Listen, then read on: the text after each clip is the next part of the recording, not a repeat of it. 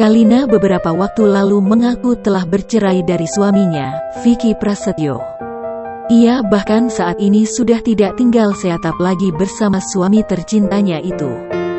Setahun menjalani biduk rumah tangga bersama, Ibunda Aska Corbuzier itu akhirnya memilih untuk berpisah.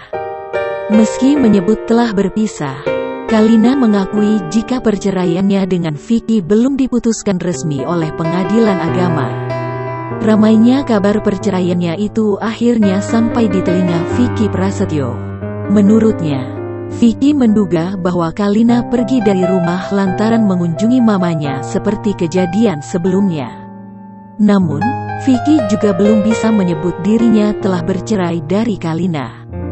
Pasalnya, hingga saat ini Vicky belum menjatuhkan talak pada istrinya itu.